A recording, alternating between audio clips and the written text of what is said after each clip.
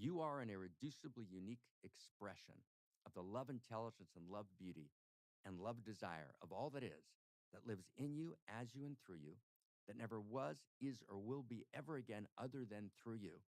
And as such, you have an irreducibly unique expression of love intelligence and love beauty. You have an irreducibly unique perspective. You're an irreducibly unique quality of intimacy. And that together comes together. That comes together to foster your unique gift.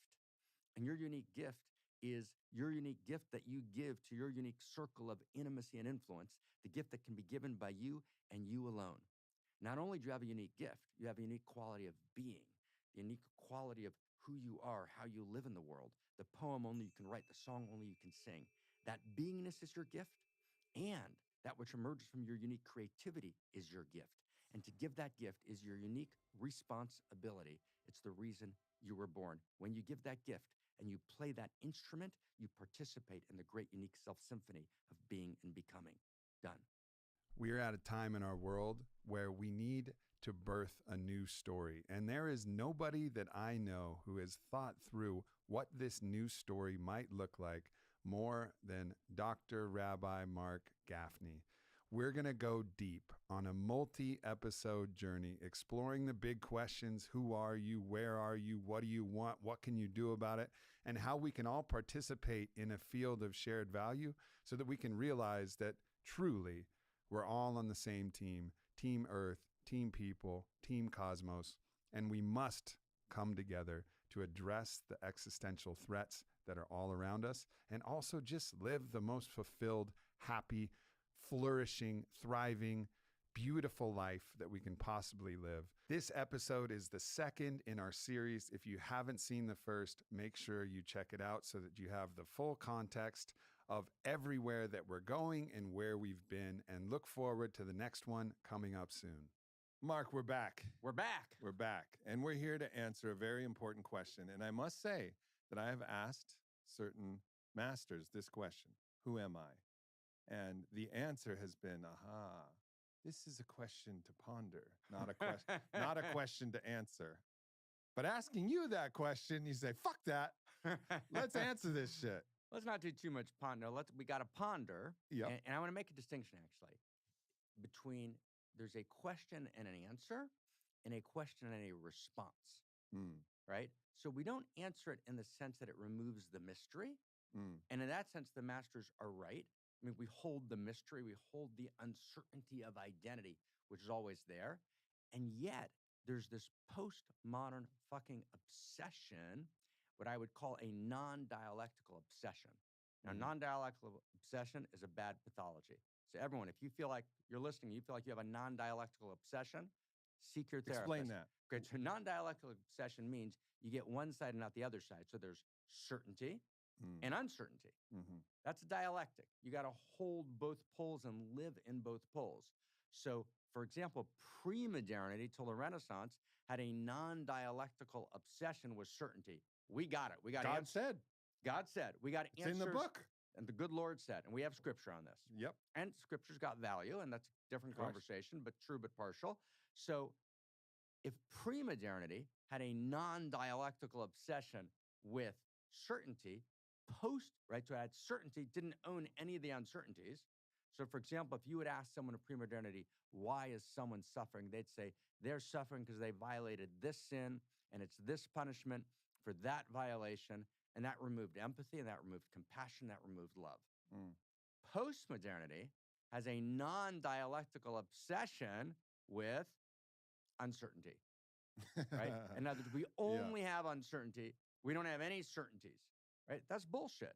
So in some sense, pre-modernity said— except for occasionally science as told by the default majority narrative, which is this crazy kind of paradox. That is a fucking brilliant insight. And that's absolutely correct, right? Which is the one place, right? Post-modernity said, we're going to allow for it. It said we're going to allow for certainty as science, but only a particular kind of science, which does measurable, quantifiable equations. And that worked for a while.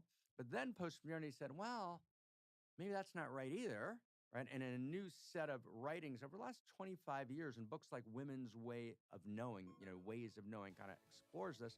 Well, it began to actually realize, by the way, correctly, it was one of postmodernity's better notions, that science itself is actually a grand narrative. And then it began to dismiss science as well, right? In other words, there's a major move in postmodernity, which is not completely wrong, actually, this piece, which is to question science's authority, which it should, but it's part of a general questioning of, oh, I don't have certainty about anything. Yeah. But that's only true. Here's the big thing. That's only true in terms of the meta theory.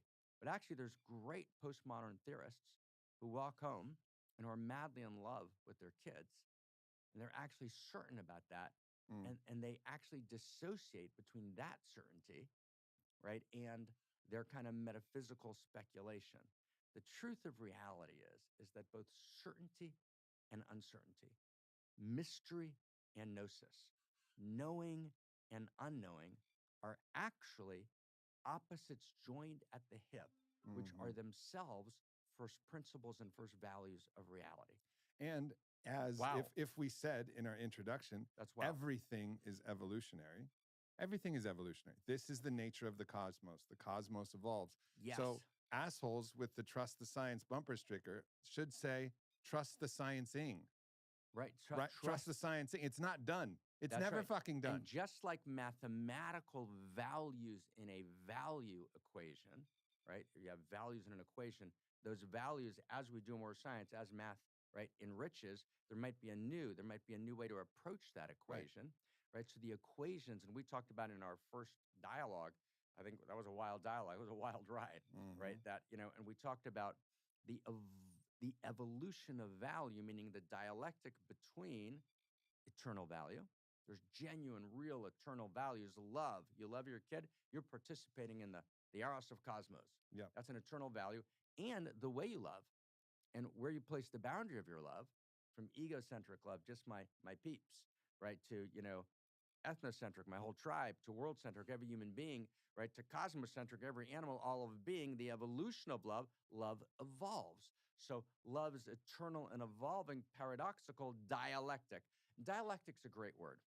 There's anytime someone tells you that they've left paradox behind, they got the whole thing, right? Their truth is not true but partial. They got the whole thing, right? And everything else is out of the court. Something's wrong. And also, you'll notice that person doesn't laugh a lot. Actually, in just personal experience, anecdotal. Oh my God, right? That person doesn't laugh a lot because they're so serious, because they have so much that they're certain about. Never trust people whose laughter isn't close to the surface and whose tears is not close to the surface. Right. And remember that book, we actually talked about it with your awesome team on, I think, the other night. Umberto Eco's book, The Name of the Rose. It's this fantastic book where people are dying in a monastery, and we're not sure they're being poisoned, apparently. We don't know who's poisoning them. And what turns out is the assistant rector of the monastery is poisoning them by poisoning the tip of the page in Aristotle's Nicomachean Ethics, which is about laughter, about humor. So when people go to look up Aristotle's Nicomachean Ethics and they study about laughter and they go, and they turn the page, Mark gesturing to licking his tongue. Mark for gesturing those just listening to to audio. licking his tongue, and don't get excited, everybody. Or just turning a page. No, here. licking his finger with his tongue. What am I talking about? You can't lick your tongue. That was a Zen koan. That was a Zen koan right there. So when you kind of, as you turn the page, you lick your finger with your tongue, right? And you turn the page, those people would get poisoned because the rector thought that actually laughter is of the devil, and you got to be serious. And actually, there's a dialectic between intense seriousness and intense laughter and intense play. And what you were just pointing to beautifully is that laughter holds paradox, right? And when you can hold paradox, you laugh.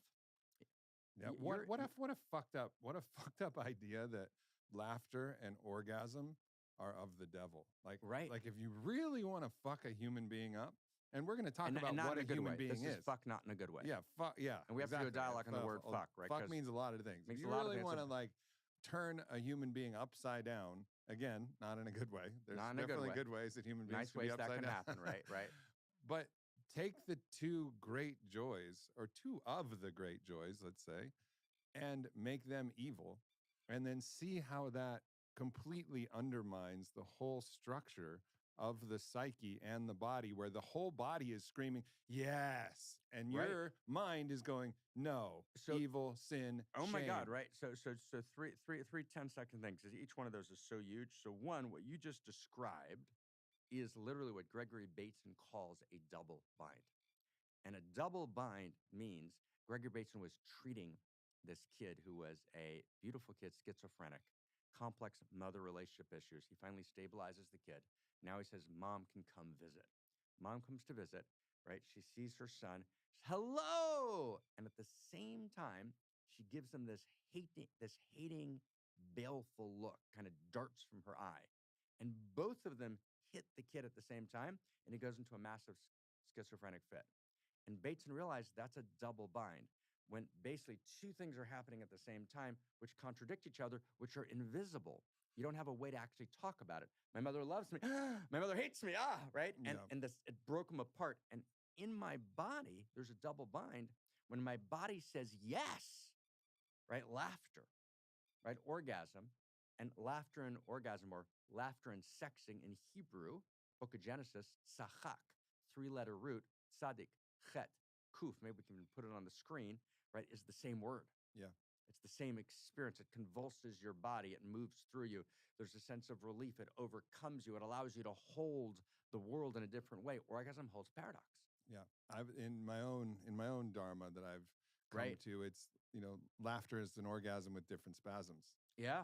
I mean, that's I've just understood that it's very much the same thing, and this all relates very much to what we're talking about, because this split between what the mind has been taught and conditioned, Right. and what the body knows, is one of the things that has gotten us so far astray and made things so confusing. Massive double bind. And this analogy, right, between laughter and orgasm, convulsing the body, right, being almost involuntary, right, actually opening the space, relaxing you, and giving you new gnosis. It gives you new knowledge, right?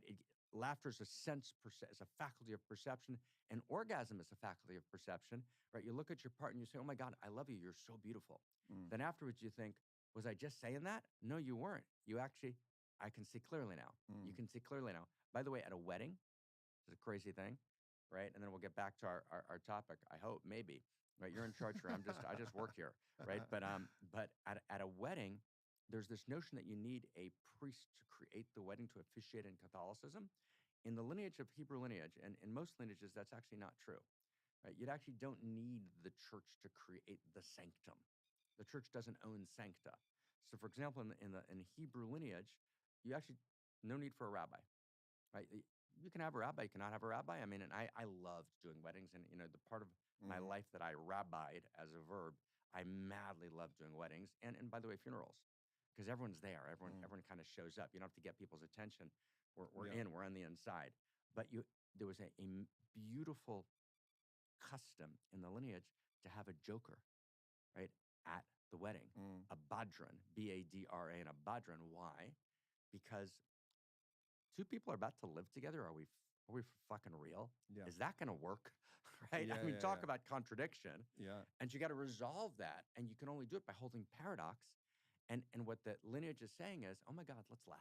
Yeah, I mean, and that Let's laugh. tradition is somewhat in the best man speech. Right. Typically tries to bring in some humor. Sometimes it goes horribly Some wrong goes because very wrong. they're not funny. Right. But also in First Nations traditions, there's what's called the heyoka.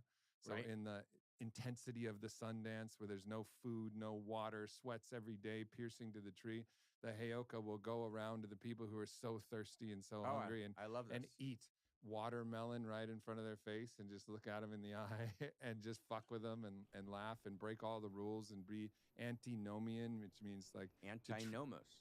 to transgress the law. The law, right? And that's their job, is to kind of mix things up. That's a really good word, brother. Well, you taught it That's to a me. sexy So- word. so That's a you're, sexy so you're word. really patting yourself on That's the a back sexy word. through me, but Well, I didn't but even appreciate realize that. I didn't remember that I had done that. I was like, whoa. Well, yeah, Radical Kabbalah could talks you about say- antinomian. Could you all the say that time. again slowly? I'm getting excited. Antinomian. That's nice. Yeah, That's different than anomian. I It know is different than I know all anomian. these different Right, I things. know yeah. that's good, right? Antinomian is good, but I love that, and I didn't think of that. You just taught me something, and thank you, and I appreciate it. I didn't think of that. It's a really, really beautiful insight that notion of having the gesture at the wedding, right, which is a lineage tradition, actually finds its way into culture through the best man speech. Mm-hmm. That's a beautiful, right? Is that there's this knowing of that, and you can't create great marriage, right? You know, to evolve a relationship unless you really know how to laugh together, and that's not so easy. It seems like a simple thing. Laughter is an art. Yep. It's an art, right? And actually to know how to laugh is, and to be happy. Most comedians are bitter. They're actually depressed, bitter, and it's painful. And then laughter covers, becomes a form of pseudo eros, covering over the emptiness. And the comedian actually often crosses the line into aggression, right? And so you kind of pick out someone in the first row, and you're a little bit funny, then you kind of cross the line into kind of radically aggressive, and they don't really know how to be in joy, right? Yep. So laughter's got to hold kind of this kind of, it nullifies reality, it holds paradox, but it also holds the core joy of reality. Laughter means we can hold the whole thing. Mm-hmm. We can hold it.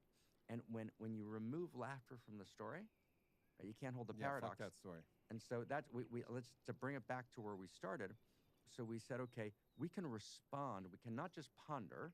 Ponder is when we respond to the question of who are you. We say we're going to ponder. We're going to say, well, we can't approach that at all. Let's just ponder it, right? And that's true, but partial. Let's hold the mystery of identity, because the mystery of identity is real, and yet, motherfucker ponderer, right? You actually have to act in the world. We actually need to create a society, and we need to create a life, and we need to have a sense of a response to who am I, right? And so we're not going to answer the question, but we can respond to it very powerfully with actually a profound sense of holding the uncertainty, living in the mystery, and yet having profound, compelling certainty based on weaving together, right, all of the conversations on self that have been had in history, in every period of history, pre-modern, modern, postmodern, like we always say, the validated insights of each, science, mysticism, interior science, traditions, right? Let's weave it all together and say, what's the best response to the question of who are you that we have available in the world today? And Charles Taylor wasn't wrong when he wrote a book, Sources of Self, which is a fantastic book. And if anyone listening has nothing to do tonight, read that book. It's about 1,000 pages. It's a little heavy reading, and maybe get a little high before you start, because it's hard to get through without. But it's a great book. But his point is, right, if you don't want to read the book, let me just give you his point. Right, his point is, right, let me give you a short, There's probably mad people who are planning on it, so good right, thing that's you the point, 20 said it. seconds here. 20-second point is, he makes the point, let me quote him, and Charles, thank you, brother. He says, we live in inescapable frameworks. That's a great fucking sentence. Yep. That's absolutely true. You live it, and that the core of that framework is the answer to the question of who am I? Now, you and I know there's actually 3 great questions, not one, but he focuses on that one, who am I? And he tries to trace history by the depth or the paucity, right? The shallowness of its responses to who am I? And in the postmodern world, we live at the time in history with the most shallow response, the most insipid, the most lame, the most pathetic, right, set of responses, right, to that great question, which we know in our body violate, right, our sense of the gravitas of who we are. Yeah. Wow. Amen. All right, so let's go through this. I think Okay, here one we of go. the key things to point to is typically when someone talks about who we are, they divide everything into 3 separate buckets: mind, body, soul. Right? And I Right. think this is one of the first problems when you try to actually create these as not a largely overlapping Venn diagram where there are differences, but everything is deeply interwoven and influencing the other. And I think this is fundamentally how we just need to redraw the map. All right, you could loosely say that those things are accurate, but they're true but partial, right? And but they partial. call this Cartesian dualism, I think, therefore I am. And then there's this meat sack. And you hear this parroted all the time, and it always bothers me.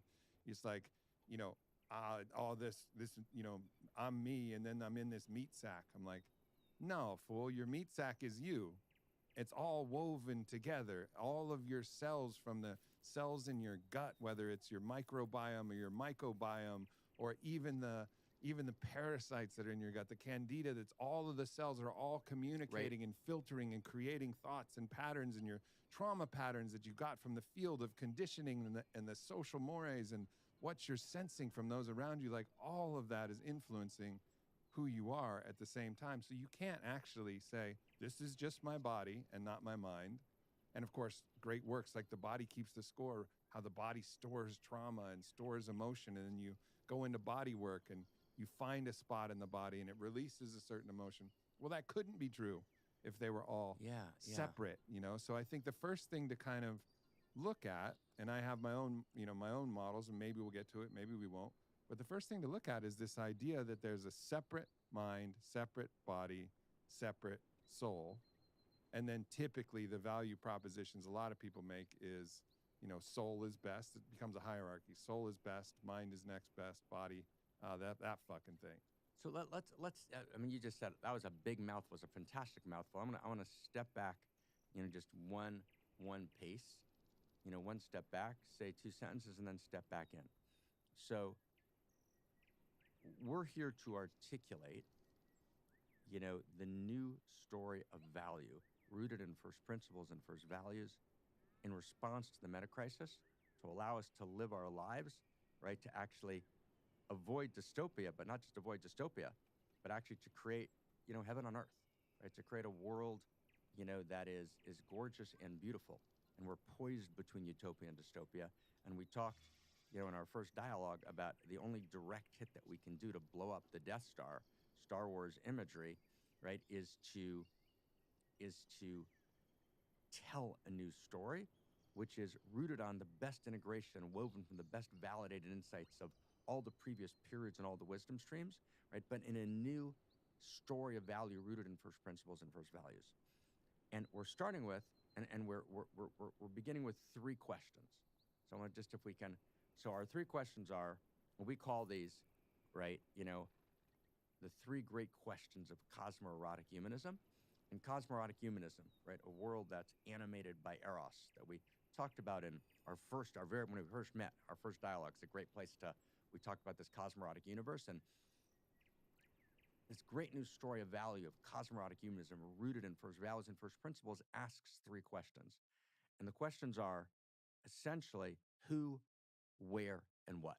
Mm-hmm. And the reason they're really simple is because we actually learned from complexity theory, and the lineage understood this in its own way. The lineage says, right, establish all reality on three principles, meaning the lineage understood what complexity theory understood only in the last 20 years very beautifully, that you create a complex system that's coherent through iterating again and again simple first rules or simple first principles.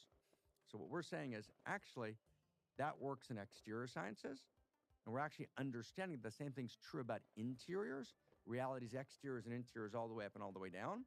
So now in interiors, we're saying, right, Aubrey marked this conversation, cosmoerotic humanism, working on with my dear brother, Zach Stein, right, and the gang at the center. We're saying three great questions. Who am I? The who question. Where am I? Or where the fuck am I? Right, depending on how you're feeling, mm-hmm. Right? And where am I? What's the nature of reality, right? And then three, what? And what's there to do? Which really means, what do I want? Or what do I need? Mm-hmm. And so those are three huge questions. And we're starting with the first one, which is, who am I? Okay. Now, in your you put so much important on the table, it's hard to know where to start. So let's start in the middle, which is always a good place. Mm-hmm. And by the way, you mentioned Bessel's book, Bessel van der Kolk. And Bessel is a longtime colleague of one of our key thinkers at the think tank, Laurie Galperin. So Bessel and I were speaking at a conference together, and we actually had some of this conversation actually standing outside the conference room, one of those, in the hall. A big piece of the conversation we're going to have today about this new vision of value. And what Bessel actually got it, he said to me, what I deal, Mark, is in stabilization. And I don't even, and I said to Bessel, you can't just do stabilization. You actually need to go beyond stabilization. You actually need a vision of identity to call forward the person. Mm-hmm. And stabilization's insufficient. and actually his colleague, who I just mentioned, and my beloved friend, Laura Gelperin, one of the best clinical trauma therapists. So she's writing in the think tank, we're working on it together, a book called Unique Self-Recovery, which is on the psychological application as a leading clinician of this vision of identity we're about to present. Yeah. So, oh my God. And for those of you who, if unique self is an unfamiliar term, this is a thread to where we're ultimately leading. Right. We're leading, we're going to wend our way through all different theories and why they're true but partial. Right. And then find our way to unique self, which is, I think, the most important idea about who we are. The best response we have Best today. response. And I want to just get the audacity of that on the table with radical, humility. But humility and audacity, there's a word that Aubrey, as we're studying and we're looking at lineages together, there's a word that you and I like. And the word it's actually an original lineage word in the Hebrew Aramaic lineage, which is called tikufot. And tikufot means audacity and humility in the same moment. And it's audacity because we're actually making a big claim, but not an arrogant claim, right? A claim filled with humility, but filled with a kind of urgent need to respond to this void of identity. And so what we've done is for the last really 20, 25 years, we've spent actually researching intensely at all the theories of identity that we've been able to find in human history. So I want just to give people a sense of this is not a casual conversation we're having. It's filled with laughter and filled with gravitas. And we've tried to understand the best true but partial validated insights, literally, of all the systems of identity that we found in the world, integrate all that information in a kind of seamless way into the best response. And that's the overwhelming moral imperative of this day, because the meta crisis is based on a failed story. That was yesterday's dialogue, or whatever yesterday was, right? It was the first dialogue. Because it's based on a failed story, we need to articulate a new story, and a new story has to answer who, where, and what. So now we're in who. Hard to have a story without a protagonist. Hard to have a story without a protagonist, right? So I mean, what a context, right? I mean, it's just I'm so madly excited about the context. So let's start with who. So who am I? So maybe the way to start is to actually put a statement on the table, which engages or sets forth in literally 90 seconds or so. Right. And, we mentioned this in the car on the way over, and you did challenge my capacity to say something in 90 seconds. So I'm going to bear that in mind. I challenge your capacity to say something in 3 minutes. 90 seconds. That's not even on the table. Even on the table. All right, 1 second. We got to stop. We got to stop clock here. Here we go. Okay, so you tell me when to go. Ready? Here we go. You give us Christian. You give us a go. I'm walking. You ready?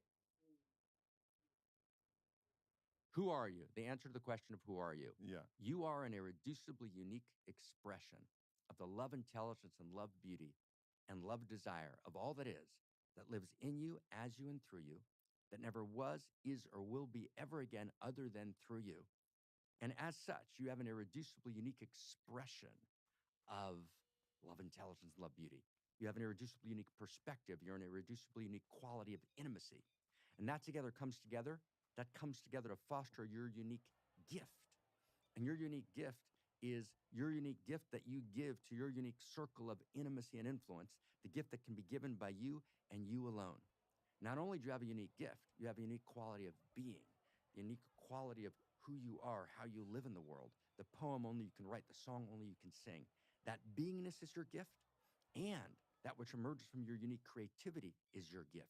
And to give that gift is your unique responsibility. It's the reason you were born. When you give that gift and you play that instrument, you participate in the great unique self-symphony of being and becoming.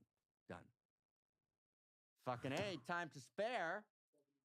70 seconds, time to spare. We should have made a bet. We should have made a bet on that. We should have made a bet. I missed a bet. That was impressive. I missed a bet. I will say you were on performance-enhancing supplements. Right. You took the Alpha Brain, and I do notice. It was on it. It was an on it product. I want to make that clear, friends. It was an on it Alpha Brain instant shot, and you guys catch on fire. Hot damn! When you have one of those hot things. damn! Well, I mean, let's just say I've seen some on it testimonials play out in real life, but Right. watching you after you take one of these shots is Oh pretty my fucking impressive. God. Oh That my God. was Okay. stunningly gorgeous. Oh my And God. that is really, that is telling everybody where we're going Yeah. and what this unique self is and the magical grandeur and Yes. still the space for mystery in between of Right. what is your love intelligence? What is your love beauty? What's how your do love you desire? find it? What is your desire? What's your How do you unique gift? How do you clarify your desire and how do you understand your so many questions still left, but that gives this beautiful framework.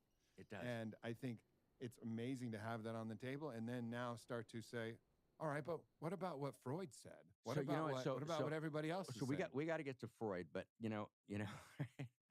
so I am gonna just say something. I'm Jewish, so we don't leave value on the table, and I get to make fun of Jews. No one else does. Okay, so right, just be clear on this. Okay, so Christian, how many seconds was that? So I got 20 seconds left, brother. Yeah, Okay. you do. It's 20 seconds left. Okay, 20. We counting? 20 seconds left. Okay, 20 seconds left. Okay, and in order to give your unique gift and live your unique self, which is to fulfill your unique obligation, your unique responsibility, you have to be willing to take your unique risk. Mm-hmm. Boom. Mm-hmm. 13. So just whenever I want, and I got 7 seconds left. Okay, so Yeah. just good. We're good. We're good. Okay, so we got No, I unique. mean, We have to get to that. It's not enough to get a score on a bull, but Right. 7 seconds is 7 you can seconds. do something there. Could do something there, right? Yeah. Yeah, it's good. 7. I'll be thinking about that 7 seconds. 7 seconds. So we have already started reading and accepting applications for Fit for Service 2023. And I wanted to let y'all know we got confirmations from some of our guests who are going to be there, which if you're a fan of the podcast, you'll be familiar with these names. My brother, Aaron Rodgers, is going to come and participate and speak. Peter Crone, who's been a 3-time podcast guest. If you haven't listened to any of those, definitely check them out. Dr. John Churchill, Dr. Kelly Brogan. There's Matthias DeStefano, who we've done several podcasts with. Robert Edward Grant, who's been a 2-time podcast guest. I mean, some of the most incredible individuals are going to be a part of this. And this is just the start of a very long list of people that we're bringing into this year-long program. And maybe it's going to be the interactions with those people that'll change your life. Maybe it will be with one of our coaches, myself, or Eric Godsey, or Caitlin Howe, or Vilana, or Kyle Kingsbury. Or maybe it will just be with the people themselves. I mean, this is a network of some of the highest performing, heart-forward people that I've ever intermingled with. And some of my best friends have come out of this Fit for Service program. And every single member has some of their best friends coming out of the Fit for Service program. This is an alumni network that can help get you from where you are to that path, your dharmic path of where you want to go truly, and be fit to actually walk that path, a path that you might not have even dared to dream, a path that might not even be available. But here it is, like right here in front of you as an opportunity. So if you're interested, definitely check it out. Go to fitforservice.com. Applications are only open up through December. And also, just so you know, this is an opportunity for a free call. Like you can join Fit for Service, have 3 months of coaching, come to a summit. And if you don't get out of it what we expect for you to get out of it or what actually will serve your life in the best way, we'll give you all of your money back. Like genuinely, there's no risk and only the upside of what this could bring into your life. So take the chance, take the leap. Salto mortale, like this is your life. This is your one chance to live the life that you really dream. And potentially this is the next best step to help you get there. And there's not a risk for you to try. So once again, if you're interested, just go to fitforservice.com. Applications are open now. So Freud, start there. Take us inside. Well, I think actually before we get to Freud, I think we gotta just finish what we were saying about the body, because the body is actually the storage and the consecration of our uniqueness. We know this. We have a unique fingerprint, we have a unique handprint, we have a unique retina, and it's so unique that we can actually distinguish ourselves technologically from I love everybody that. else. And our whole body is informing everything else. So let's go to the unique Let's start there. quality of the body. That's and great. then talk about how that starts to influence the mind, especially if we get into Freud's id, these primal desires. Where the fuck are those coming from? Right. So wait, much is coming from the I body. love this. No, this is beautiful. So we go slow now, okay? And that Onnit Brain supplement has a slow speed. So here we It go. does, has all the gears. Slow speed. Okay. So this unique self credo that we just shared, and I won't say it all again, but the idea that your unique self is the answer to the question of who are you. So let's just say to start with, and we're going to go directly to the body now, right? But let's just say to start with, by unique self, we don't mean your talent, although that might be an expression of it. We mean something very different. And in this statement, what we try to do is both respond to failed theories of self, right? And then embrace, right, the best insights of all the great traditions, and then weave them together in something which is emergent. So unique self is both, on the one hand, you'll find fragrances of it in different places all through history, and yet it now comes together because just like value evolves, just like love evolves, our knowing how to answer this question of who am I evolves. And that's what we mean when we talk about the evolution of consciousness. Okay? So we're already kind of foreshadowing. We're saying the answer is unique self, and actually what we're going to call evolutionary unique self. And we're going to go through 5 selves. But just to kind of point towards unique self and what we mean by it, and why it's a first principle and a first value, and not just a made-up idea. Before we even explain it, let's start with the body and maybe even go before the body. Okay? So uniqueness itself is the first principle and first value of Cosmos. And in a discussion that we referenced, I think briefly in our first dialogue, right? We referenced a set of conversations I did with kind of the guru of NASA, Howard Bloom, who's a brilliant, science writer and scientist. And we were tracing uniqueness back in Cosmos. And where does uniqueness begin? And he traced it back. I want to, to the first waves, right? To the troughs and peaks and the first waves. And a wave is actually a unique structure. What holds it together? And then uniqueness then exponentially, gradually emerges within the world of matter. We're just in the world of matter. And by the time you get to a star, right, or a planet or a galaxy is literally unique like a fingerprint is. So when you're talking about a unique wave, just so I understand it, so let's say, you can talk about waves in terms of hertz, I guess, would be like the right way to talk about it. It's an audible kind of interpretation of it. But you say something is 7 hertz or 7.83 hertz. Well, still it's a rounded number, actually, like based upon what we're actually measuring, right?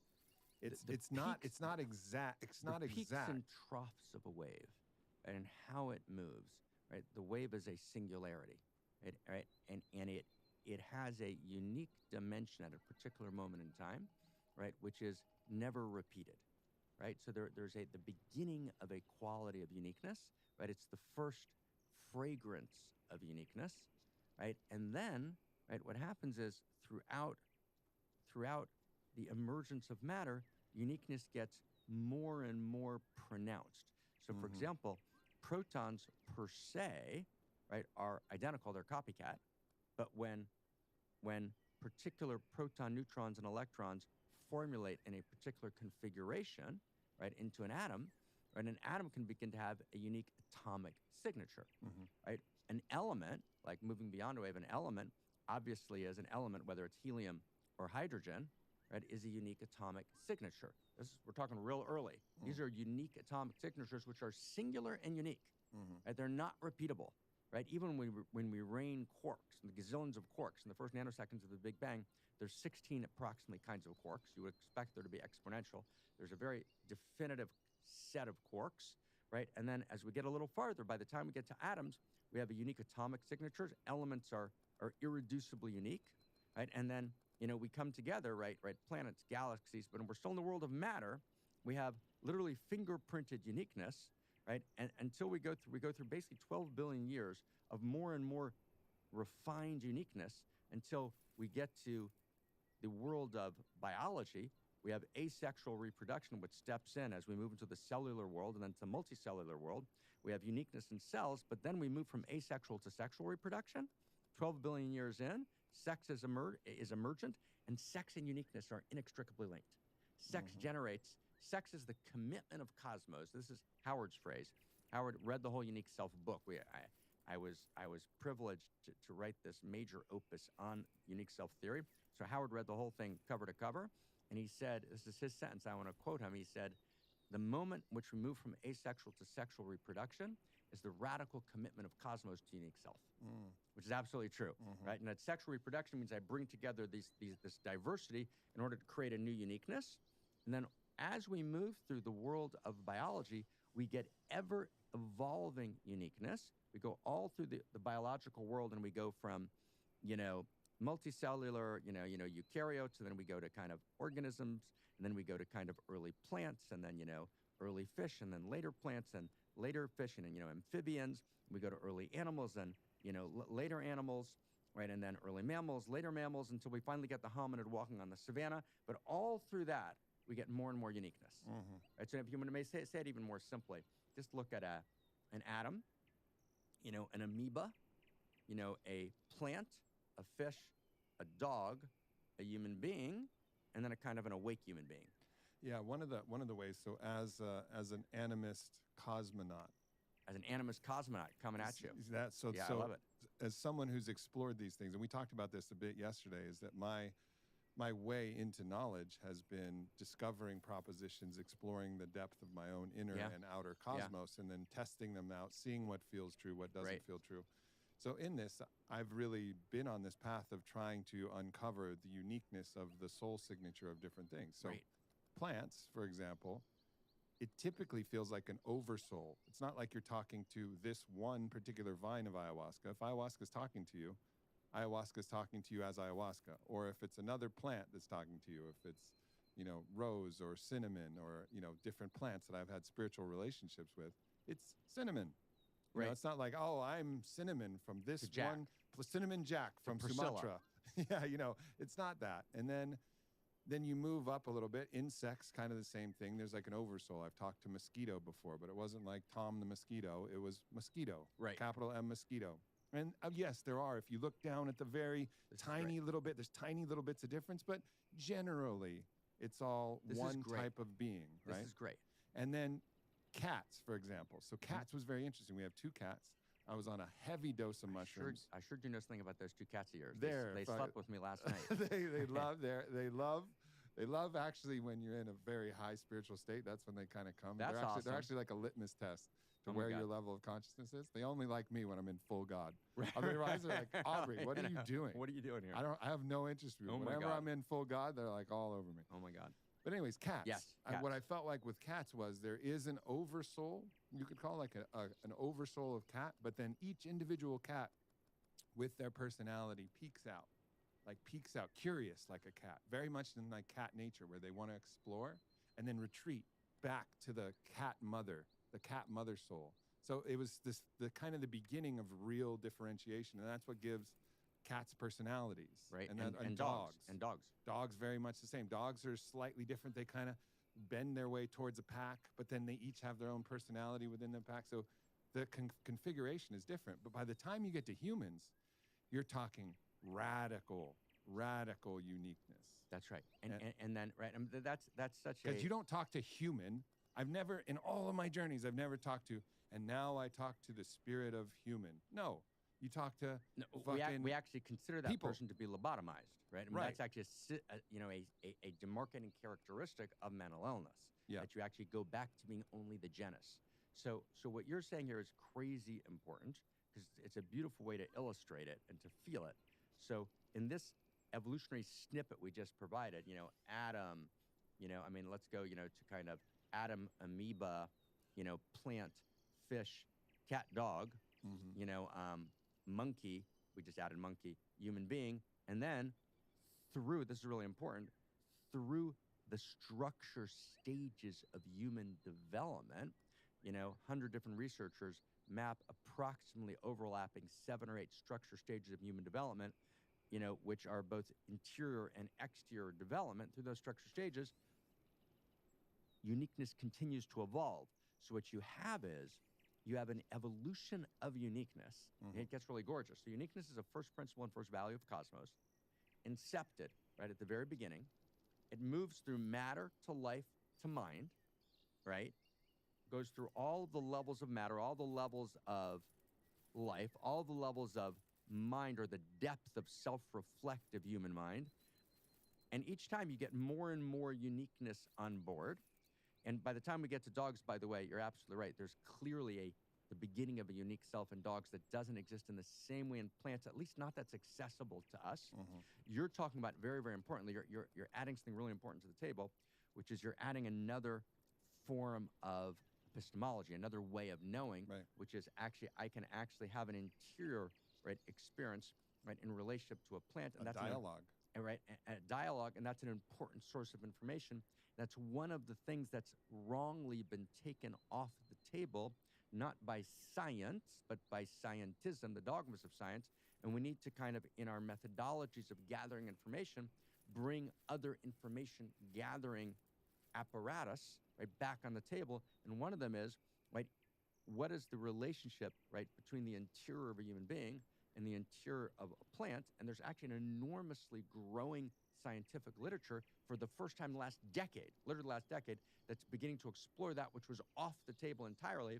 And so your anecdotal personal experience, that's not just an anecdote, that's actually empirical information, right? Right, that you as a trustable source have access to. So I want to just say, we just put a kind of information on the table that's really important. Yeah, totally. Okay, so and in the overarching kind of meta movement we're describing here is, we're describing uniqueness as a first principle and first value, but as an evolving first principle and first value. And now at this moment in human history, right, the triumph of this evolution of uniqueness over the last at least 13.78 billion years is what we're calling unique self. So that's interesting, right? That's interesting. That's what unique self is. It's not, and unique self has to take into account all the notions we have of human identity, right? In other words, all through the last leg of development, the development of the self-reflective mind, uniqueness has become more and more and more apparent. We've moved from unconscious uniqueness to conscious uniqueness. We'll talk about what that means. And we've emerged with this best understanding, best response to the question of who am I? I am a unique self. That's a gorgeous context, and it changes everything. Meaning we're talking about a first value, first principle of cosmos coming online in a particular way, which means this is the will of cosmos. And as cosmos has a will, cosmos is going somewhere. There's a telos in cosmos. And a desire of cosmos. And the will of cosmos, right? Very beautiful. So you say beautifully. So, you know, the word will, for example, and when I refer, by the way, friends, to an original Hebrew phrase or Sanskrit phrase, right? I'm not saying it, right, in order to demonstrate knowledge of Hebrew or Sanskrit, but rather because sometimes in the original, you get a sense of the meaning of a word, and language holds ontology. Language discloses the nature of reality. Language is, we don't even know, where did language come from? Often I love listening to other languages. When I don't know the language, you're like, what, right? It's like, how do those sounds create? And languages are so primordial, and languages disclose something about the nature of reality. So the word will, when I say the will of cosmos, and Abra, you say desire, right? So the word will is ratzon in the original Hebrew, R-A-T-Z-O-N, ratzon. And ratzon is an eros word, right? So for example, in the Song of Solomon, the Song of Songs, which is from the canon of Hebrew wisdom, which is a series of love notes between a lover and a beloved, which is considered the most important source of information about the nature of cosmos, and that's for a different conversation. It says, right, verse 4, chapter 1, Mashcheni acharecha v'narutza. Seduce me, draw me after you. Narutza, I'll run towards you. Roots, two-letter root, is the two-letter root of the word ratzon, will. So will means not intellect. Will is the movement towards that I make, right? It's an eros word. So there's an eros that animates cosmos, which is why the Song of Songs in the lineage is considered to be, as it were, the best interior science map of cosmos. Cosmos is animated by will. Alfred North Whitehead writes Principia Mathematica with George Bertrand Russell, talks about, right, the most brilliant mathematician probably of the 20th century, talks about the appetite of cosmos. He's talking about the same thing. He just didn't want to say desire because he lived in Cambridge, England. It was a bad place to talk about desire, right, in the early 20s. But so cosmos has desire, and cosmos desires uniqueness. So all of a sudden, we get a sense of where we are, and you can actually feel your body relax. Oh, we're at home in Cosmos. Yeah. We're not making shit up. We're actually talking about something which is structural to Cosmos itself, a first principle and first value of Cosmos called uniqueness. That's evolving, and it's moving towards its penultimate expression at this moment in time, because it's going to continue to evolve, and it's called unique self. Well, fuck, I'll have that conversation. Right? Let's do it. Wow. Yeah. Wow, right? You can feel the, right? In your Yep. body, right? Okay, now we're And locating. in your body. And in your body. And just that Let's go sentence back to that. alone, Right. I can feel it in my body. And we've talked about anthro-ontology and how the intelligence of what you feel in your body. Yes. And I think this is an important thing, because yes, we understand unique fingerprints, unique retinas, unique No, but this is unique, important. unique scent. No, but even how we stay, smell. Stay with that. But before you say yes, we understand, because you said it before, and everything I said was in response to what you said before, because what you said before is like crazy, right? Yeah. Which is, you pointed to, right, the uniqueness of the human body. Yeah. Right. So there's 100,000 markers in DNA that are unique. For example, I like even talking about your pheromone signature. your 'Cause pheromone your signature, pheromone right? signature is trying to determine histocompatibility. It's called Yes, histocompatibility. yes, It's yes, actually trying to histocompatibility. attract the right person based on your DNA signature, which of course we know through DNA forensics is also one of the ways 100,000 that unique you're markers. unique. But right? it's actually translated into smell. Right. You Fragrance smell, is a way. You smell unique. Which is why sometimes when people go out and then they're in a moment when they're together intimately and something doesn't work, which you can't quite identify, right? It's not that right. It's not like, we were growing up, right guard was a big deal, which is, probably bad for you for a million molecular reasons. It breaks down 1,000 things in your body, but it's not that kind of smell. Aluminum. Right, That's why. aluminum, right? Thank you. Right, I was missing that piece of information. Thank you. Right, but actually pheromone, right? The pheromone signature, right, which detects uniqueness, is actually telling you something, and the entire body, right, is this dazzling signature of uniqueness. But here's the key, and sameness. So in other words, uniqueness is dialectical, the word that we started with. So we're both the same. If we were just unique, we'd live in an alienated world. There'd be no intimate communion, right? Intimate communion is based on the dance between sameness and uniqueness, right? And so it's precisely, we're all the same, and we're unique, right? And so what we all share in common is our uniqueness, right? And so on the one hand, Charles Reznikov, the poet who I love, was writing in the 70s, 80s, I think even earlier, he says, not for a seat upon the dais, but for a seat at the common table. It's very beautiful, right? Right? So we all need to be at the common table together. We're all the same. That's why we can empathize with each other, and we're all unique. What we share in common is our uniqueness. So we're a precise composition of What we share sameness in and common uniqueness. is our uniqueness. That's beautiful, yeah. Right? It's beautiful, right? And so we begin to, this notion of unique self, right, is very, very, very, and we're gonna flesh it out, but it's very beautiful. But the thing that you point to, brother, is that it begins, this is not a fantasy. This is the evolution of a first value of Cosmos, right? Because uniqueness is not just an is. So we mean by a value, it's an ought, right? And that's what we're saying. In other words, the eros of Cosmos says, I desire uniqueness. The love intelligence of Cosmos says, we want uniqueness. It's not just an is, it's an ought of Cosmos. It's where Cosmos is going. It's what it's reaching for. So if the triumph of matter, cosmological evolution, is in life, biological evolution, and the triumph of life, right, biological evolution, is in the depth of the unique self-reflective mind, cultural evolution, right, which then triumphs in its highest form that we haven't even begun to talk about. We're going to talk about, which is unique self. So it means reality desires your unique self.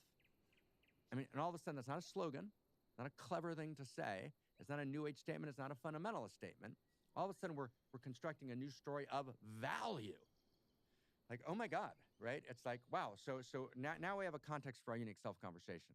This is crazy exciting. So let's carry on with the body beyond just the actual physical, beyond the physical attributes of the uniqueness, but then also the way in which the models of how the body, so I think we've established that, and it's also going to be the same for the psyche. And in some ways that, there's only one place where actually uniqueness collapses, and that's what we'll call the true self, and that's actually complete merger with the field, which some have lauded as the highest state of being, but we have some questions about that, and I think Right. I definitely want to get Right, there. So right, let's totally. lay that breadcrumb there. Let's lay it out. But then, you know, so Please. so the first thing I think that's important to say, and you know, you can read Joe Dispenza's book, You Are the Placebo, understanding the way that the mind influences the body influences the mind. This is just a key point that I wanna mention, and how the spirit, whatever you want to call that, also, which people have a very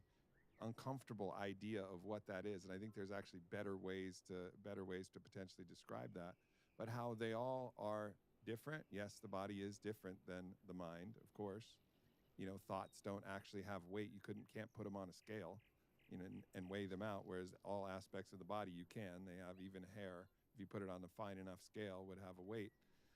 So there's differences, but there's also sameness, and I think this is one of the key Uniqueness points. and sameness. Uniqueness and sameness. First principles and first values of cosmos. And that's true with the mind and the body, and I think that's important to get. And also, there's different buckets that you can put the mind in, if you so like. And that's what Freud was so, you know, kind of obsessed with in his model. You know, no, that's great. That's you know, and we should have a conversation once. You know, you mentioned Joe Dispenza in passing, who I think does some really important work and does some really important overreaches, right? You know, that's a great conversation. But so and mad blessings to his great work. You know, one of the things we have to do with people is not find where they're wrong, find where they're right. Yep. Joe's right about a lot of things, and has got some massive overreaches which are problematic in terms of creating a credible theory of self, right? But different conversation, bracket, and maybe we'll even do a dialogue with him one day, right? Super fun and important. But for now, let's see if we can put on the table, you know, kind of 5 or 6 selves, which will help us kind of navigate. We'll see, what are the selves? What do we mean by self? And along the way, we can actually look at the different theories of self, which are true but partial, what's strong, what's weak in them, and let's blow that out. Let's go. So there are basically, I'm going to look at kind of 7 selves. And you could break it down into 4 selves, and I'm going to do 7. Mark said 5. He found 2 more in the bathroom. Yeah, I mean, the bathroom was a big deal. The bathrooms are awesome, by the way, and we should talk at some point about these self-flushing toilets, but let's not do that right now. Okay, it's a different conversation. So, and the first self, which we're not going to spend much time on, we just want to notice that it's almost the pre-self, we would call the pre-personal self, right? And by pre-personal, and this is going to be a key part of our model because we're going to talk about the personal and the transpersonal. But by pre-personal self, you know, we mean, you know, let's say a baby before the baby individuates. You know, Margaret Mahler talks about separation individuation that takes place at, you know, 18 months or whatever the particular time is. So there's this notion of a baby before individuation where the baby's pre-personal. The baby's identified with the mother and hasn't yet individuated. And then there's separation individuation, which is the beginning of a self. Now, that's important because this pre-personal self doesn't just exist in babyhood. So there are shadow versions of the pre-personal self that exist within the child and the adult human being. So, for example, a cult, right? So a cult is a pre-personal regression, right? That is to say, I've lost my sense of being individuated, and I'm part of the herd. It's one of the reasons why we have a complex relationship to the animal world. We love the rawness of animals. So in sex, if you say you're an animal, hopefully that's a good animal. There's a good animal, and there's a bad animal in sex, of course, as well, right? You're a beast. Could be good news or bad news.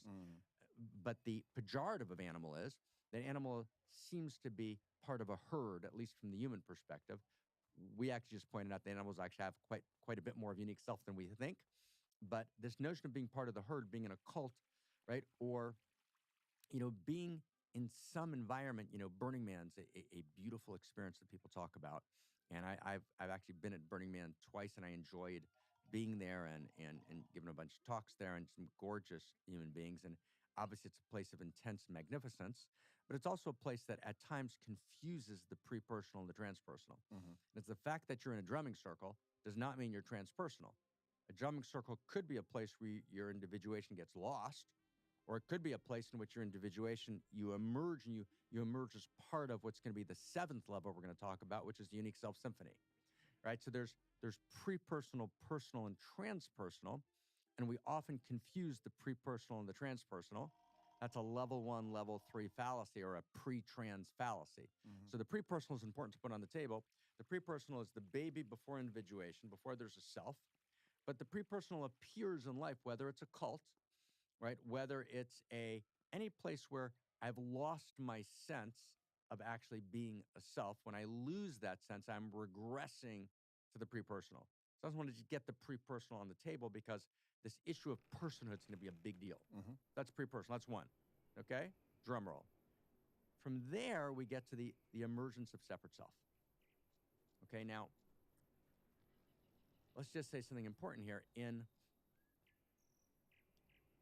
early structure stages of consciousness, it's not completely clear to us how much of a self emerges.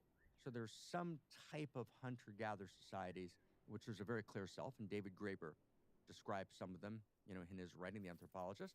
And there's other hunter-gatherer societies where there seems to be more of a kind of a dawn man, a dawn woman, who's quite absorbed with nature and barely sees themselves as distinct, right? So this emergence of separate self is quite a big deal, right? But in the history of humanity, there's quite a long period in which, although there's a technical separate self, right, the human being actually remains largely pre-personal, meaning the state, the church, the kingdom, right, is the corporate entity. I'm absorbed in it, and myself doesn't quite yet individuate. Now, the word self in the dictionary, as Anthony Storr, a British writer, points out in one of his books, doesn't appear till the 16th century. So this emergence of this kind of word, the second level, pre-personal self, level 2, separate self, which is we're about to get to. Separate self is a very big deal, right? And there's this talk about the myth of separation, which is important. Mhm. Separate self, when it becomes the end of the story, is a myth. Yep. But separate self is real, actually. It's an ontology. Separation is real. It's actually a big accomplishment. Mhm. It took us to the fucking 16th century to get to this realization that actually the human being has dignity as a separate self. That's a very big deal. That I'm a dignified separate self.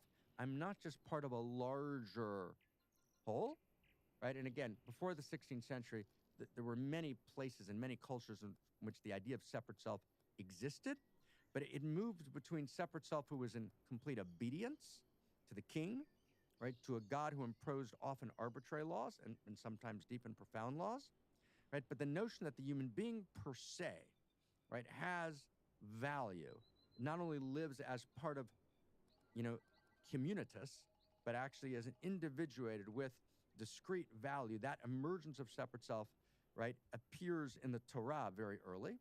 Human beings created the individual human being in the image of the divine.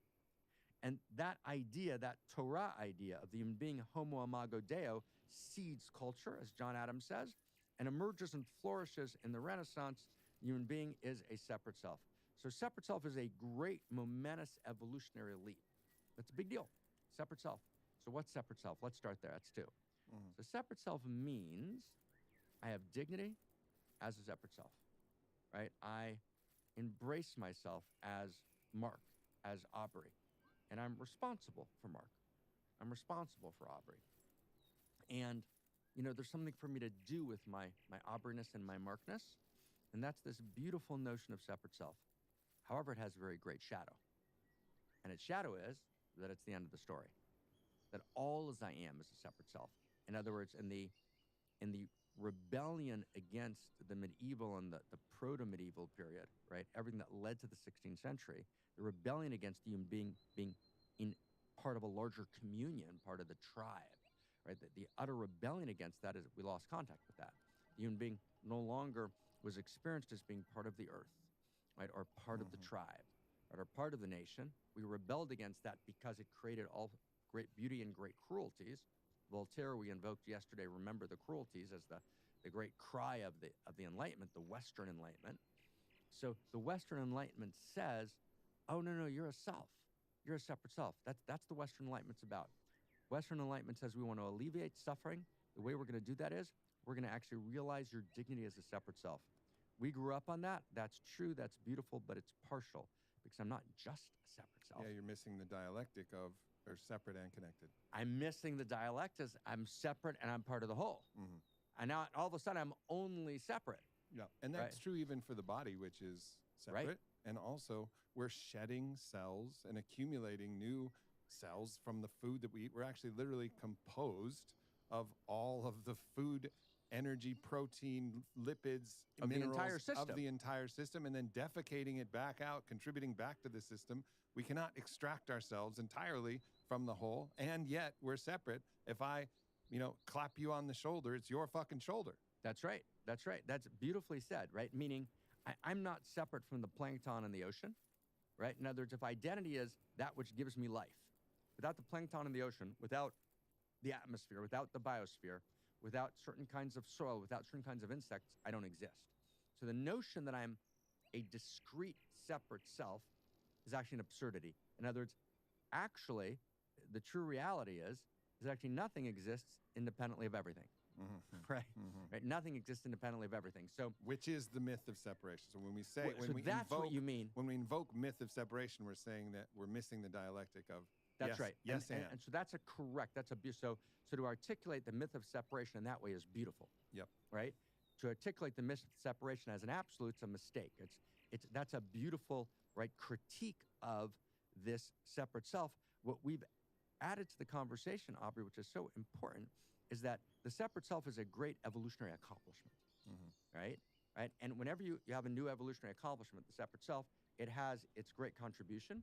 But when you reify it, right, when you apothesize it, when you make it the whole thing, right, instead of part of an emergent, right, then it becomes, in some sense, idolatrous. It becomes distorted. So when separation becomes an idolatry, right, Mm-hmm. right, and when we transpose it into a myth, right, into an absolute myth, then then we're in very big trouble because then in the end it creates pathologies, Like right? sociopathy. And you cited yesterday, I think, your colleague Charles, right, who I think you invoked for the myth of separation. So it's a beautiful phrase. It's a beautiful critique. We just need to recognize that emergence of separate self is a great and wondrous accomplishment, and yet it's true but partial because, as we just invoked, right, I'm part of, from an exterior perspective, a larger field. Mm-hmm. And, okay, big sentence, first principle and first value of cosmos coming at you. Reality is interiors and exteriors, all the way up the evolutionary chain and very far down the evolutionary chain. If I was talking from a perspective of the interior sciences or from the perspective of Whitehead or, a cosmologist or complexity theorist like Stuart Kauffman, I would say, and I'm in Cosmorotic Humanism, our new story of value agrees with that. It's actually all the way down the evolutionary chain, but let's not debate that. All the way up, most of the way down, or all the way up, all the way down the evolutionary chain, reality is interiors and exteriors. So interior and exterior, just like sameness and uniqueness, are principles of reality. So just like I'm not separate from the perspective of exteriors, right, plankton in the ocean, right, and all the points you made, brother, so I'm also not separate from the field, not the physical fields, right? And field theory actually locates me, right? Field theory in science in the last 75 years locates me in the field. There's also a field of consciousness. The lineage calls it Chakel Tapuchin Kadishin, right? In Aramaic, the field of holy apples, which means the field of Shekhinah. The field Shekhinah meaning the goddess, but by the goddess we mean the field of Eros, right? The field of interior value, the field of interior meaning. I don't exist independently of the field of value. Another way to say the field would be the Tao. Yeah. The Tao is the field of value. Or even mind. Like if you read the Hermetic principles, like in the Kabbalion, all is mind, the universe is mental. So we are a mind that's participating in greater capital M mind. Right. And it's just... No, capital M mind, right, is analogous to the Tao, right? And when I say analogous, and I have just to admit something publicly, which is a hard thing to admit, I have a scholarly side, right? And so I'm kind of a little intense and rigorous on definition. So I promise everyone listening that I will not get into a long conversation on the difference between Shekhinah and mind and Tao, which is a good doctoral dissertation. But for our purposes here, Right. we can. And the reason I'm rigorous about this, friends who are listening, right, is just because without this rigor, you can't actually enact a new story of value. We got to be rigorous, even as we're being super broad. But for our purposes, it's certainly fair to talk about, an interior field, which is the ground of being, shunyata, or the mind that Aubrey you invoke from Hermeticism, or the field of holy apples of Kabbalah, right, or the Tao. And just like there's field theory in exteriors, there's field theory, if you will, in interiors. And just like Albert Einstein says correctly, and he got a lot of things right in physics, a lot of things wrong in other fields, but in physics, dude was good. And he says, the notion that I am separate is an optical delusion of consciousness. That's true both in terms of interiors and exteriors. The notion of separation, and then that's correctly articulated as a myth of separation, is simply not the case. It's simply a lie. It's a lie. It's not true. Now, whenever you lie, right, whenever you lie about your identity and you split off part of yourself, you become non-intimate with yourself, right? Because intimacy, which is, again, subject of it's going to be, with universal willing, cosmos willing, an entire critical dialogue. What is intimacy? What's the intimate universe? What are the tenets of intimacy? But just for now, we can articulate the first snippet of the intimacy equation, one of our equations in interior sciences, which intimacy is shared identity. Right? So I have a shared identity with all the parts, for example, of myself, right? So if I basically identify my part as being a whole, I take a part and I make it the whole, which is the definition of pathology. Making a part a whole is the definition of pathology. So if I say my separate self, which is real, it's a great evolutionary accomplishment. But if I say that's the whole thing, I make the part a whole, I'm pathologizing, and I'm actually non-intimate with myself because I've made one part of myself my whole self.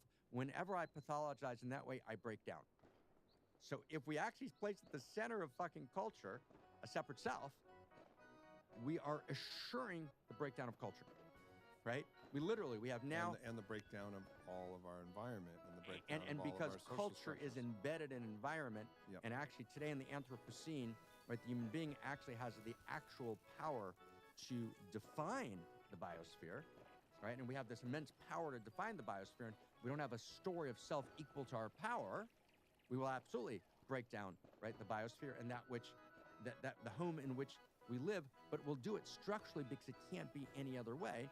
And so in order to respond to the meta crisis that comes from that breakdown, we have to retell the story of self, but not as a conjecture, not as a contrivance, but a genuine story of value because that's what self is. Self is a value, right? It's an emergence of cosmos. So separate self is true, but partial, critically important, but insufficient. Okay, so that's our second self. Breath, okay, so breath. Now, third self. And third self, again, is for sure the subject of an entire dialogue, right? 5 of them, but let's just do it super short. I would make you a bet on time, but you lost one this morning. I forgot to bet then, but we'll let it go for now. Okay, this is short, but short. So false self. So false self is a distortion of separate self, right? And it's not, there are some traditions that identify false self with separate self. That separate self by itself is false self because the notion that I'm only a separate self is false.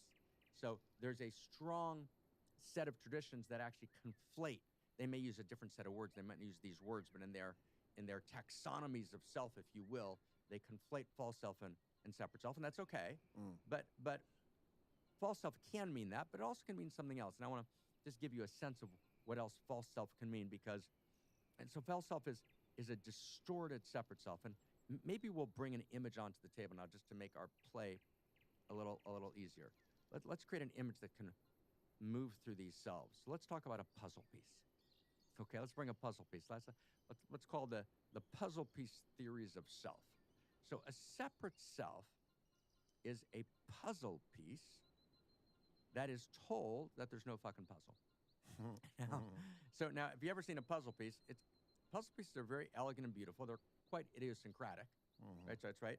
But the puzzle piece is told, it's just you. Now, I want you to live your life well, and I want you to got to compete with the other puzzle pieces, right? Because that's 16th century and on. We've got this commodified world. You got to self-commodify and compete with the other puzzle pieces, right? So it's going to be a win-lose metrics because we don't have a larger story of universe, right? That we actually really believe in, right? From David Hume and on, right? And so in modernity, so we have contrived stories that we don't fully believe in, but what we're going to do is at the very center of culture, we're going to displace, right, those old stories of self. The real story that's going to govern you is a success story, which we talked about in depth in Dialogue 1. And the success story is rivalrous conflict governed by win-lose metrics. So you tell the puzzle piece, hey, you're a puzzle piece. Now your job is to compete with the other puzzle pieces. Hard to create a full puzzle from that, number one, right? Two is it's kind of hard to walk as a puzzle piece, just between you and me. You ever tried to, like, it's a weird puzzle. You can't really walk. Right? I just get the image of puzzle pieces comparing their nub, their little phallus boy. My fucking nub. My nub is hilarious. 1 millimeter longer than your nub. Right? I got 3 nubs. You got 2 nubs? Right. You got 2 nubs in a yoni? Fuck you. Fuck you, right? And that's exactly right. And I can't quite walk, so I'm hobbling along, and I have this inchoate intuition that I want to be part of this larger puzzle, but I'm told that that's crazy. There is no larger puzzle. So being a separate self as an ideology at the center of culture, which is how we're literally raising virtually all human beings today, right, is by itself pathologizing, right? It is literally, quite literally, in quotation marks, crazy making. And the reason we have a mental breakdown, right, a proliferation of actually mental breakdown all over the world, right, literally levels of schizophrenia, depression, right, and dis-ease that expresses itself in mental form is because we have a pathological notion of self, that separate self. Yeah. And also it's coming to me that a deeply embedded misunderstanding of our embedded encoded uniqueness. Because even in a very lovely thing to tell your child, when you grow up, you can be anything you want. The removal of all of these self-limiting beliefs. It's kind of a beautiful sentiment. Just not to true. Say. It's just actually not true. Right. It's really beautiful. Fundamentally not true. And therefore not beautiful. You're not cut out to be and therefore a not certain beautiful. type of thing. Like you can't be LeBron James unless you're LeBron James-esque. You know, and so in some ways, like there are limitations to however, it is a beautiful idea. Like go for whatever you want, but make sure it's what you actually want. No, that's right. And and the ode to the Grecian urn, truth is beauty and beauty is truth, right? It's actually not even beautiful because when you lie to someone, it's not beautiful, right? And it's actually cruel, right? It's actually cruel to tell a child you can be anything you want. Yeah, I mean, and then the true thing would be is you can be an irreducibly unique. Everything you said about you are an irreducibly unique expression, with and a we're going to unique get to gift, with a unique gift and your unique challenges. And this thing is what Cosmos and Shahina wants more than anything else. We'll get to all this. They want to feel and fuck through life as you, and that is the most glorious thing that you could do and be. That is right. Yes, and that's unique self, which we're going to get to, and that's gorgeous, and that's what you need to tell your kid. But to tell them you can be anything you want, right, is capricious and cruel, right? And by the way, a separate self has talents, and they can take a Myers-Briggs test, but a Myers-Briggs test is the talent of your separate self, and then what you do with that talent usually is you self-commodify. You use your talent to win in the rivalrous conflict governed by win-lose metrics. So, and if you happen to have the right one that society monetized or can measure appropriately and translate into monetization, you're in luck. And if you're not, you're fucked, right? And a huge amount of the world is fucked because they actually have priceless talents. But if you have a priceless talent in the world today, meaning one that doesn't monetize well, right, you're in very big trouble. So you actually turn yourself into a product instead of turning yourself into a gift.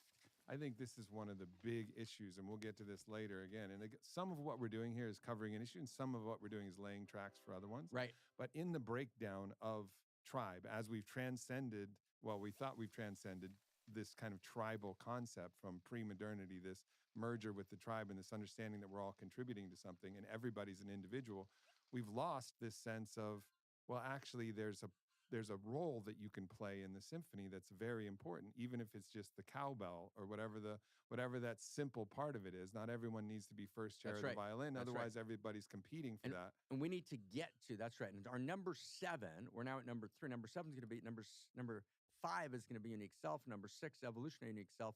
Number 7, unique self symphony, right? And you are, beautifully giving us foreshadowings as we did at the beginning, like where are we going? And we can get to this place, and that you actually have a unique role to play in the symphony, and that, and that unique role is glorious by itself, and yet different than everyone else's. And one thing I think what really brought it to my attention, I just want to finish this thought, Please. is this idea that everybody has to make their own living and commodify themselves in a way that they earn their own income. In the absence of a tribe, that's true, and you do need that. You need that for your own sovereignty. You need that so other people don't manipulate you. It's an important defensive move. It's an important part of the dignity of separate self. Right. However, there are some people, and you just feel it, that their presence, them being around and just hugging and laughing and being around, they actually improve the quality of everything around them. And actually, they're not very good at going out and making money. That's right. So they end up getting a job as a bartender that they hate, or a valet driver, which they hate. But actually, if you just had them at the center of the social dynamics of your community, then everything rises. And those people who are or do have skills that are able to make money and access resources, they all get better at it because you're there supporting them, loving them, nurturing them in these beautiful ways that don't commodify. This is beautiful, right? So the shadow of separate self is the need to self-commodify in a way that violates your uniqueness. Yeah. Right? I mean, that's in a word, right? Right. So yes, the dignity of separate self is to be self-responsible, but to be self-responsible has got to mean a number of different things, and it can't mean the same thing for every person. And we need to construct a society in which being self-responsible means, above all, to thine own self be true, right? Says Polonius to Laertes, right? To thine own self means to thine own unique self, right? Now, Shakespeare didn't have a notion of what thine own self was, but he was reaching for something. So what does thine own self mean? How does that work economically? And it does, right? Within a larger system. But let's just for a moment, right? Let's just stay on this kind of our third self is false self. And false self, we said, could mean either, I think I'm just a separate self, one, or just we get an image of false self. So one is you already put on the table. When my false self might be, I'm defined by a number of limiting beliefs. I have a false vision of who I am. So limiting beliefs is actually a good way to talk about false self. Another way to talk about it with a dude named Oscar Ichazo, sorry, Oscar. He passed away recently. Who was actually maybe one of the most brilliant thinkers of the 20th century. One of his things that kind of surfaced, made it out, was the Enneagram. The Enneagram is Oscar's, and he gave it to a student of his, Claudio Naranjo, who I had some really wonderful interactions with, a great Spanish thinker. And the Enneagram is one of the ways of talking about self, your Enneagram type. But what your Enneagram tells you is actually who you're not. In other words, your Enneagram is the fixation of your attention, how your attention fixates in a particular way. So Oscar had this great intuition. He ran something called the Eureka School, right? And he had that, in which he did kind of early, really important work, in mind, and never quite, there wasn't a writer, but was one of the most brilliant theorists, never really got credit for a lot of it, and really just made seminal contributions. So I'll just give you one image, which I actually want to cite from him with great, great joy, which is, let's just say really, really simply that, Gurdjieff, for example, one of the early, philosophers of, the last 150 years, who was trying to come up with a new story of value. He didn't quite get there, but he was trying, and he had an important role. He talks about the shock of separation. Right? You're born, right? What am I doing here? Right? There's this shock of separation, and I need to try and make peace with my world. So I tell myself a story